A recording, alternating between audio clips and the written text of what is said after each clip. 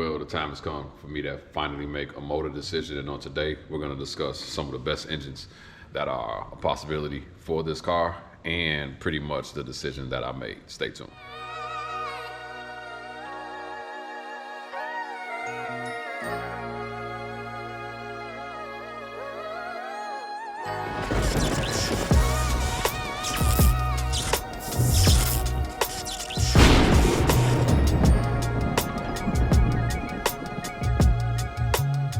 All right, so what's happening, everybody? It's your boy Kenneth Sean with the world famous built versus bought. All right, man. So this video is more so for the people that have been following me, the loyal subscribers, and for you all that have been encouraging me along the way and along the process. You know, sometimes with tragedy, it can bring a great victory. And yeah, so let's kind of go over a few things that I've kind of discussed in the last few videos, and let's talk about some of the motor options that I have. So if you haven't been living under a rock, you know that I have nothing in here anymore. That's right. Nothing is in here anymore. All right. So there's no engine, which means this car is not running. So first order of business is we're going to redo this engine bay. I ain't going to go crazy. I went back and forth about getting the SLA kit, cutting these out, and nah, I'm just going to clean up the stuff that's messed up. I went through in the last video before about some of the stuff that is not right in this engine bay, and so we're just gonna clean that up, get that together, and then go from there. Now, as we kind of go down the motor options, kind of done a few things for you all. I talked about the Godzilla before, we talked about the Coyote before, and you all know that at the end of the day, no problem with any other motor options, no problem with the LS, no problem with none of that, but I'm gonna stick to forward powered when it's all said and done. And so so what are the options that I can use? A lot of people have been saying, man, you should go back to a traditional push rod setup. Now, I'm not talking about Godzilla, but you know, I got guys telling me, man, go with a 347, go with a 302, stroke it out, go with a 396, etc. That's cool and nothing wrong with it. It's just not me. It's just not me. I kind of like newer stuff, and that stuff from back in the day works, and it works for a lot of you all, and it'll be totally fine. It actually will work out better for me because it won't be as expensive as going with some of this newer stuff, but that's not the route that I'm gonna go. I had somebody say, hey man, you should do a barrel swap. Man, I don't know what the heck to do with a barrel swap. I would jam all that up, so that's out the window. Another person said, man, maybe you should put a Triton B10 in it. What? Bro, what are you talking about, man? Bro, I'm out, man. That'll probably be the heaviest motor of all time, and I'm not trying to be that unique no more. Like, straight up, like, the nostalgia of that would be amazing, but I don't know what type of support. I don't know if there's any support out here for a freaking Triton V10, so that ain't gonna happen either. So I mean, at this point, it starts to get real simple. It's only a couple options that I can go with, which is Godzilla, Coyote, or Voodoo. You can go down those routes, but the reality is that, do I really want to invest that level of money depending on which setup it is? So let's talk Voodoo. I'm gonna be honest, that was originally what I wanted. But when you start doing more research as it relates to the pricing of a Voodoo, you're not gonna get a Voodoo in decent shape under $14,000. Just call it there. A straight up Voodoo setup, you're not gonna get in decent shape, $14,000. I say something for $13,500, but then they got cracked tabs where the AC is mounted and things of that nature. So that's obviously not gonna work. But then also the engine management system that you have to use in order to even make that thing work, it starts to get very, very pricey. And just to say what, I have a Voodoo? Nah, man. Yo, just to rev it up to the moon? Nah, it's just not that serious for me. So we gonna X out the Voodoo. I guess we could say the next option that I have is the Godzilla. And yes, shout out to my man, Chris, the Infamous Project. I feel like he is making Godzilla swaps great for you all that want to put them in Fox bodies and things of that nature. So shout out to my man, the Infamous Project, and Chris. I'm seeing what you're doing, Doc, man. You're doing some great stuff as it relates to those Godzilla swaps. And as it relates to the Godzilla, man, I think it's a cool swap. I don't actually think there's nothing wrong with it. But I also I don't feel like it has as much support as the option that I am choosing, which you all probably should know by now based off of what I've said so far in this video. I just don't think that there's as much support out here. And one of the things that I had with the Terminator, it was only built for 2 years, and the lack of support and the things that the problems that I ran into was because it's just not a lot of support out there. And to be honest with you, like, I hate Facebook pages and groups and forums when you try to ask for information, because if you ask anything, you know, people will treat you like you're the biggest dummy in the world. And so because of that, it's a little bit easier to find information on swaps that have been done a whole lot of times. And so because of that, because of the Godzilla swap, I know that there are a couple people I can reach out to and they could give me more information on it. But the reality is that it do put me back in a push rod motor, and I love push rod motors, but I had a bad experience from years ago. And I just always said, you know what, I'm gonna stick to modular motors, and that is gonna lead me now to obviously the option that you probably have figured out at this point of what it is that I'm gonna do. So yes, for you all that have not figured it out by now, yes, I have decided. And I'm gonna be honest with you, this decision was made, like, a lot of you all thought I had a decision made like within the first week. I didn't. Like, I really was trying to figure some stuff out, because one of the things I hope that you all can learn from this video or from any other videos that are about to be upcoming is that, man, take your time with making your decision. I have talked to as many people as I possibly could to get as much information that I could so that I could make the proper decision on an engine. And so I have, there were a few options out there for me. So the answer is yes, I'm going with a Coyote. Ooh, man, I know I'm gonna get tore up in the comments. Man, you're just doing everything that everybody else is doing. Hey man, I'm gonna have a running Mustang. That's reliable, and that's gonna get me from A to B. It's still Ford powered. Say what you want to say.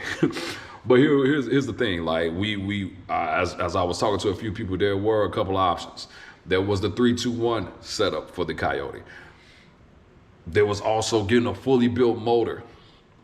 Started considering all those options as well. And I'm not shooting for the moon as it relates to horsepower, as it relates to any of this stuff. I am literally trying to just get this car back on the road, have a very, very clean setup, and actually have a setup that complements everything else that is going on with this car. So the reality of it is that, man, I looked at a Gen 3, that direct port injection. Yeah.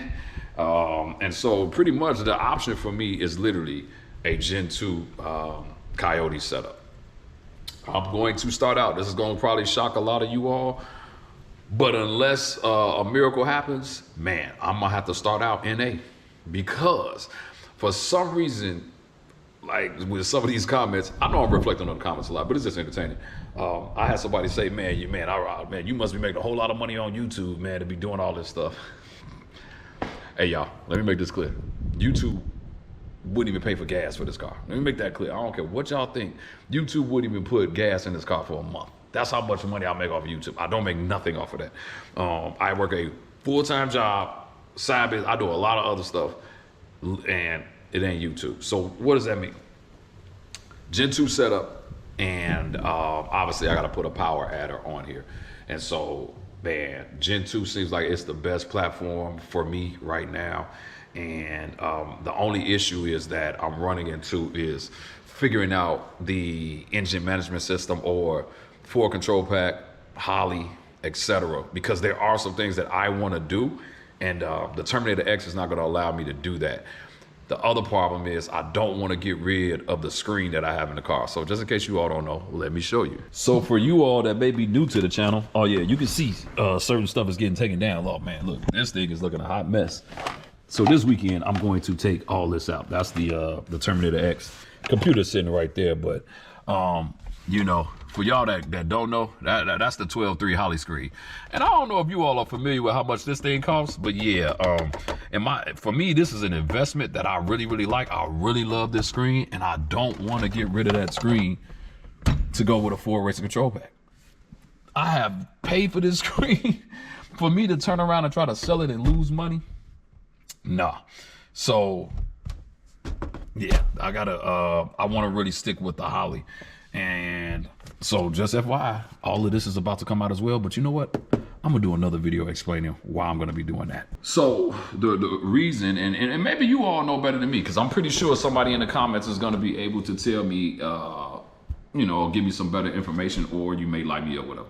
But it's looking like if I do the Terminator X, I'm trying to do a ghost cam tune. Yes, I want that car to be sounding like I really do want that. And based off of my understanding, you can't get that off the Terminator X. And for me, like I said, I really enjoy that screen. I don't want to. I've had a Dakota Digital Dash in here before. Nothing wrong with it.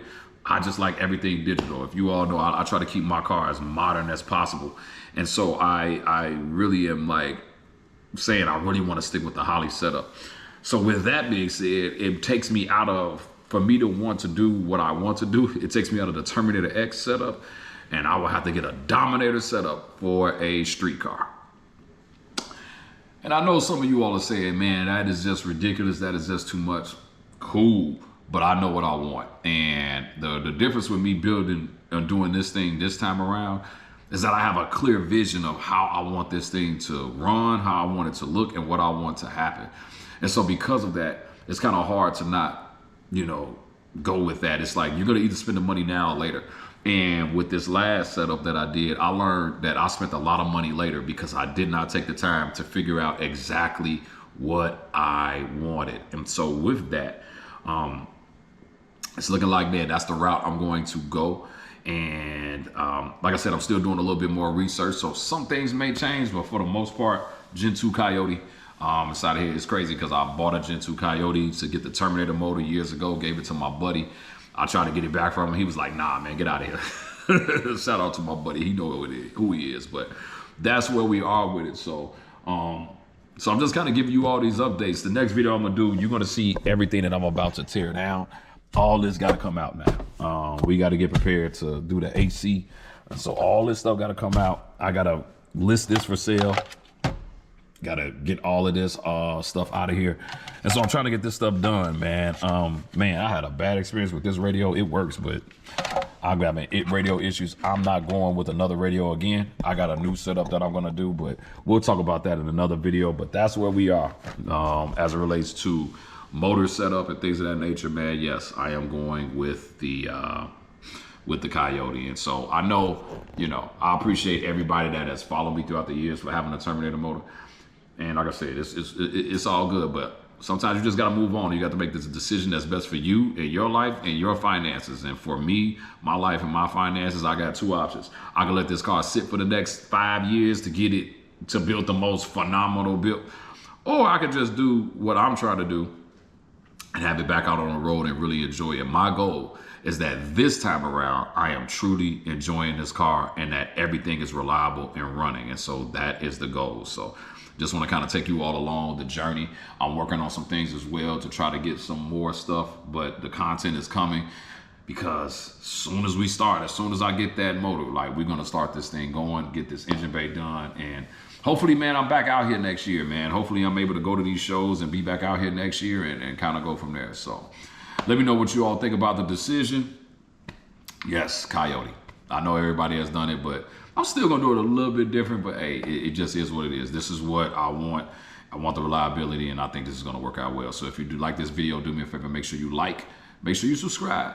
If you're not subscribed to this channel, and for all my new subscribers, thank you all so much. And for all the loyal ones that have been with me throughout the years to watch this process, thank you all so much as well. We are getting ahead. Next video, I'm going to show you all me taking a lot of this car apart and what's going to be coming with that. It's your boy Kendall Sean, Built versus Bought. I'm out.